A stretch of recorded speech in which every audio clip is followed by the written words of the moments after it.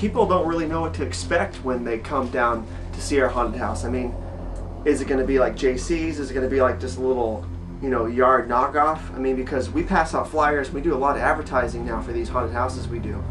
And I mean, you basically, I mean, you take South Banana, I mean, at first it seems like a really, you know, nice little street, and then especially at night, if you keep going, I mean, it just gets darker and darker and darker. And in the daytime, the neighborhood is really, really nice. You know what I mean? It's really, it feels like a warm, old suburb. But when it gets dark, the whole road is just, it's almost black. And it's very creepy, especially if you're walking. But if you've never been there before, it's just, it's a weird, it's definitely a weird road. It's definitely off the beaten path. And I mean, you come down probably a few miles, and once you finally come here, all you see is just lights and people in costumes running around. You hear people screaming, and you're just thinking, what the fuck have we gotten ourselves into?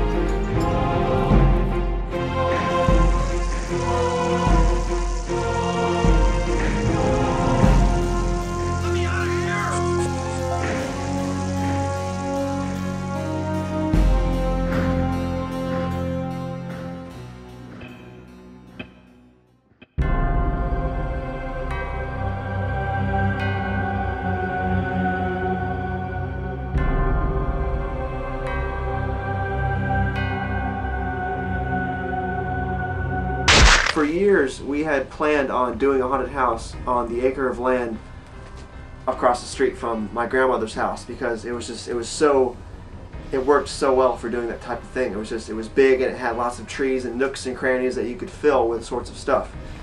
And when we were in 7th, 8th grade, we wanted to do this, and I mean, we just never had the money or the skill, or I don't think the attention span, frankly, to really pull something like that off. So it really didn't happen until 2005. I mean, we were all 18 now, and we had the ability and the money and the skill to actually build something. I mean, it was last minute, but it was definitely set in stone after we visited Halloween Horror Nights that year in 2005, and also Busch Gardens Halloween Scream. I mean, we had never seen anything like that before. The haunted houses at both attractions were just insane. The house that really struck a chord was the Freaked house at Halloween Scream. It was a clown theme, and they had such a twisted and yet fun take on this you know, a fun house theme, sort of, you know, clowns and ringmasters and stuff like that. We were like, we could do this. I mean, the props, we got close enough to the props and went through the houses so many times that we could see, you could start to tell how they did these things and how they put together these things. And if you don't think about it, if you go through once or twice, it seems like a lot of work, and it is a lot of work, but it's not something that you need $1 million to do. I mean, we can make probably everything there from either out of paper mache or latex or rubber or wood. You know, that's basically the ingredients you need, and paint. Going through and noticing that this stuff is not that hard to mimic. I mean, it's just a barrel here, some makeup there. I mean, just make them look good and just do it. The first year, a lot of people don't remember this really, that the first year wasn't even called Merritt on Terror Nights. It was just called the Fun House, because at that point we just wanted to do a quick little haunt. We really weren't looking for like just a name for ourselves. Like I said, we were just having fun. So I mean, the Fun House was obviously the most logical choice of a name. We had it open for one night, for a few hours on Halloween night 2005, and we didn't see a lot of people come through. It was probably, I think it was 40 or 50 people maybe, but it was very well received.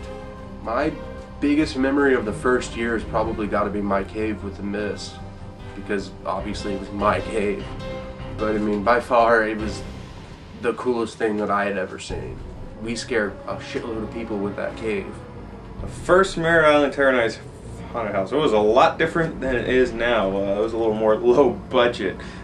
I just remember it was simple, simple, simple. We had black sheeting held up by 2x4 poles in the ground that were buried 3 or 4 feet, and It was very, it wasn't very decorated, but it was very dark and it was lit well. All the energy, it was unbelievable, and the atmosphere and everything, it was great.